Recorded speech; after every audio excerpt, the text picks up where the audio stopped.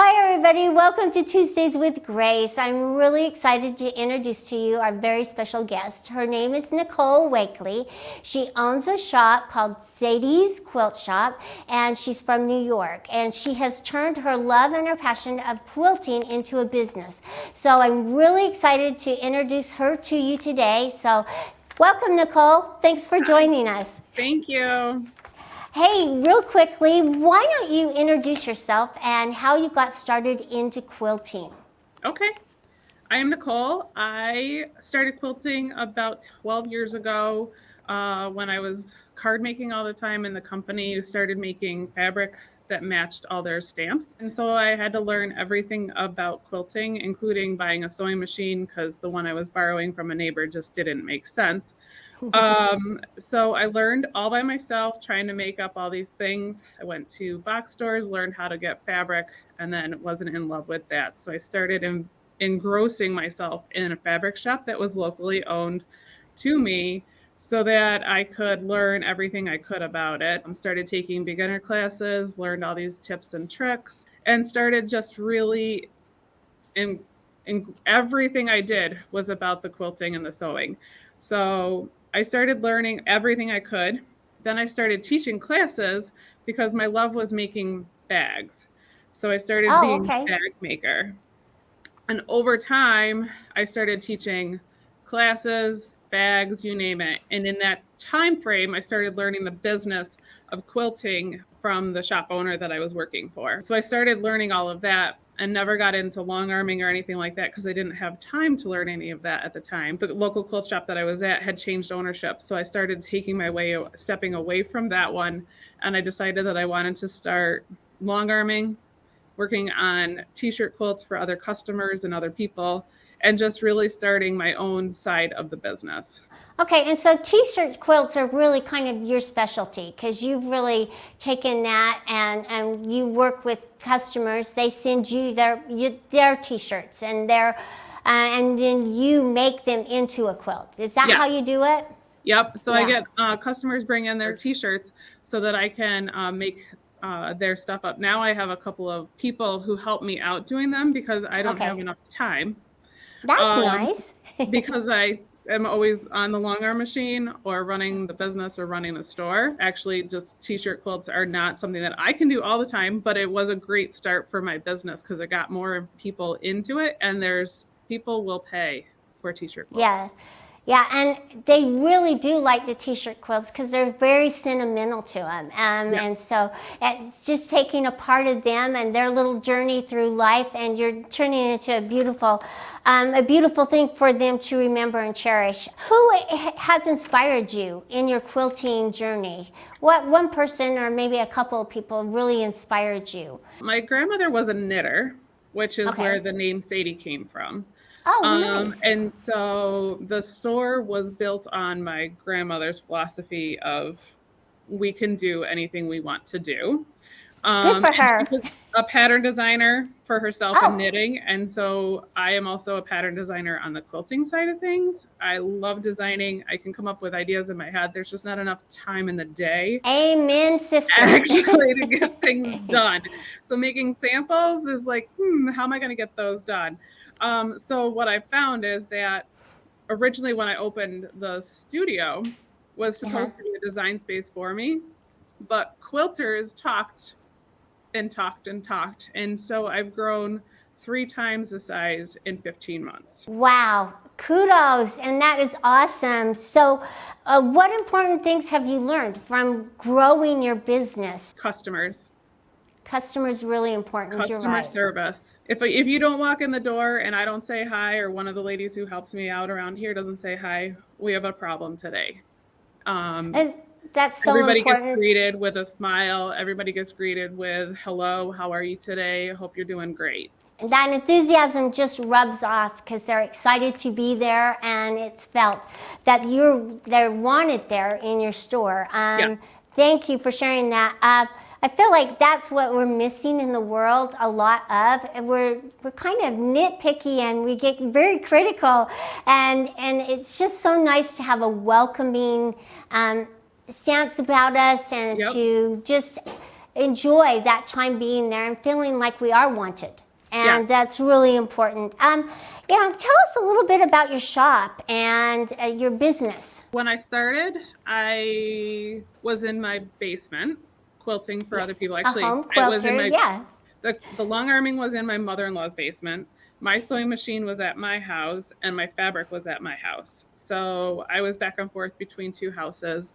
And I finally said, that's it, I can't do this anymore. I need a place that I could get away from my house and away from her house.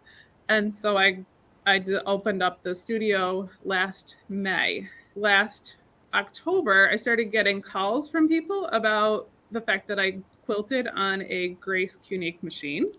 And so that caused me to call and ask if I could be a rep and start distributing for you guys.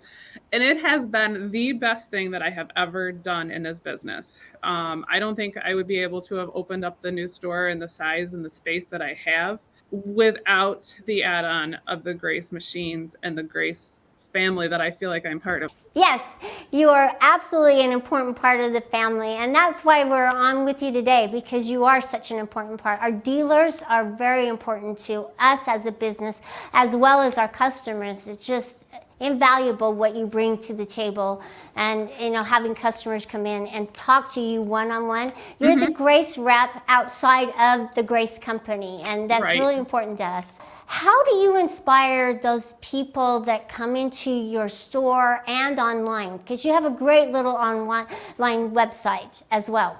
Well, I feel like everybody who comes in gets to know me, and I am very open with the conversations that I have with everybody. If you have a question, there's no dumb question. Please feel free to talk to me. If you don't like something that I've said, please let me know so that I can fix it for you and anybody else who comes in the door. I'm very open with all of my customers. And I feel like you can get that feel from my website too, about me talking about my story and talking about how I relate to the quilting world and how important everybody is to me. You brought a different perspective to the quilting. I really enjoyed your website because you are encouraging others in different ways than a lot of other shops out there. And so I feel like each of these different small businesses and companies just can bring something. You don't have to, stick with the same old all the time. Right. You can explore and expand your quilting through enjoying new experiences on the website and going in and visiting you. So tell us a little bit about your website. We're going to bring it up here. Okay. Explain to us about these different categories. The picture behind there is one of my own designs behind the top where it says shop now. It's really cute. Very cute. That's one of my original designs. So that's just, something so you can get to know how bright and cheerful, and that picture is from the store itself. So they could get this pattern. Yep. From the shop. Yes. Okay. Yep. It's called Peyton's Petals, and that was named after my niece. So we just kind of every time I name something, I try to make it about something part of my family.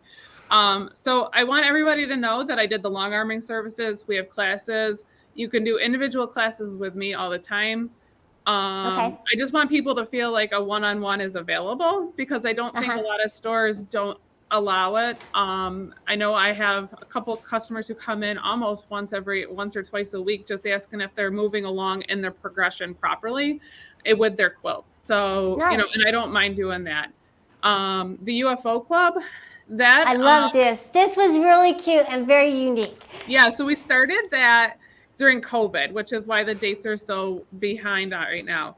It was a great way. We would get on Zoom. We would just quilt once a month on Zoom and just start working on projects that everybody needs to finish up. I borrowed it from another quilt company. I can't remember who it was, but it was just the best, most inspiring thing that I had seen. So that will be starting up again this fall, I'm going to start it in January so that everybody has time to get through their Christmas stuff. And then we'll be starting it again, and it'll be open to anybody across the country. I'm not going to hold back. So it's a great little way to get you projects done. You list them all out, and then it just like every month we pull a number and say, okay, you're working on project 6. Now you get it to wherever you feel is done. and then send a picture to me or come in the store and you'll go into a raffle. Ah, that's so cool. I really liked that idea. And it's a great way to connect with your customers Yes. and new customers as well and get them Yeah. excited about finishing. And sometimes people just come to the point where they're like, oh my gosh, how do I finish this next step? Right. And so when we were on the Zooms, it was great because you'd be sitting there sewing with everybody. Again, coming out of COVID, it was a little bit difficult to get everybody to get through that. So people just wanted to get things done. So it was a great little project and way to get people connected through their sewing and their quilting without, and then, you know, they got a coupon from me to do for long arming services. Right. Which was that is nice. A little pick me up. And then the custom t-shirt quilts was another thing that I've done. Now I've done many customized quilts, right? So this takes you through the whole process of the t-shirt quilt making and all of that. Now I've even done to the point where we've done, one lady wanted a heart-shaped quilt. So every fabric was from her mom's clothes put together into a heart-shaped block. Oh. And I made 6 of them over the course of a year for her. Yeah, that is really something what you have done and how you've taken it to, I feel like, a new level of creativity for others. And so that's what you do. You really spark that creativity in my thoughts. And I get people to come in here and ask me, how do I get this started? Well, come on in. Yeah. Let's start. I'll help you out. If you have any questions, just give me a holler. Yeah, and so that was the one thing I wanted to ask you is, what advice can you give us for those who are afraid to get started? And a lot of times I get customers that say, no, I can't do that. Or, I always, a big thing that I found is everybody fears making a bag. And it's because of that little thing called a zipper. And in my store, we say, don't fear the zipper. There's nothing wrong with it. You just have to take your time. So literally taking your time, reading the directions, most projects that are out there, most patterns that are out there, you just have to maybe think a little bit differently than the way you're used to, but there is step-by-step instruction. And if you don't get it, come ask. That's right. We have the ability to get online, email, anything that you need help with. And so that's what we're here for. So my phone number is a cell phone number for the store. I have people who call, text, or email me all day long. And if I'm not with my family during specific family times, I will respond to them, because the difference between not getting a text back and getting a text back is sometimes the difference between getting a customer to come back into the store or whatever. So my customers know they can reach me, and as soon as it's within a reasonable time, I will respond. That's really important. I take my phone home too, and I'm answering emails over the weekend because I really want you to know that I care and that I appreciate you taking the time to email. Yes, and I think that people, it's easier than walking in on Monday, or in my case on Tuesday, trying to catch up on 25 emails when you could just take care of it in 2 minutes. What is your favorite part of quilting? Do you have a favorite part, or maybe a couple? Yeah. The people. Yes, you're right. The people are inspiring. Every person, every quilter that comes in, I call my store that, like, a lot of people call it the sanctuary. They walk into my store and they want to be with other quilters. So I always want them to feel open and welcome. So if it's a difference between, I've had customers come in and just sit and just look, and I'm like, that's fine. Whatever you need to do, feel free. You're comfortable. As long as you're comfortable, I'm comfortable. The people is definitely my number one. Rulers is my second thing. Okay. I love ruler work too. So any tips that we should try for ruler work? Getting a block trimmed. Okay. It's just so awesome. And people don't realize that trimming those extra 3 threads off makes a big difference. Oh God, it does. That's a huge thing. That's something that I definitely promote. I talk about squaring up blocks a lot in our classroom. I had one teacher that I had taken years ago said, there's no right or wrong quilt. All colors work well in nature. So just because your eye doesn't see the same colors as mine doesn't mean it's wrong. That's right. Yes. Do what you like. That's right. Don't let That's right. anybody dictate how you should quilt or the colors that you want to put in your quilt. I Correct. just am a real proponent of that as well. Do you have a favorite quilt that you've ever made or designed? My favorite probably is Peyton's Petals. I've redesigned that once because I made it originally with no borders. My niece at the time was 6 months old, and now Oh, she's wow. 5. Um, Oh, so that one, my original one that was up here is still in the store. nice. And so I've redone the black and white version was my original. And then the colorful one I made because I had too much of one fabric sitting in the store. Where do you get your inspiration for your designs for quilts? Or do you just sit down at the computer and start designing? I see Get that. something, it pops in my head, and then I have to Uh-huh. figure out how to do it. And so a lot of times, like a couple of bags I've got all these ideas in my head. I just can't get them written down fast enough. Leave us with maybe one of your best tips, or maybe a couple of them, or advice to become a more successful quilter or squaring up, just whatever you want to leave us with. I would say squaring up is definitely the most important thing when you're putting your quilts together. But if your blocks aren't the right size, find the size that works. So if your block isn't 9 inches and it's supposed to be, and it's supposed to go down to 8 7/8 because that's where your block is supposed to be, that's where your seam allowance allowed it, it's okay. Yep, it is. There's nothing wrong with it. Your quilt will be, overall it'll be a little bit smaller, but there's no right or wrong. Just because the designer said that it's going to be 56 by 56 and yours comes out 54 by 54, there's nothing wrong with it. So you can always add another border. Yeah, keep that seam allowance the same though. It's really Definitely. key too. Thank you so much. And Yeah. everybody go to the website. It's Thank you. sadiesquilts.com and just enjoy looking around and seeing and beautiful fabrics. So we want to inspire you to explore a lot more, and we're going to have Nicole back because I have a feeling she's got a lot she can teach us. So thank you so very much. Thank you. We want to hear from you, so please stay in touch. We'll Thank you see you so next time. We'll take care. Bye-bye.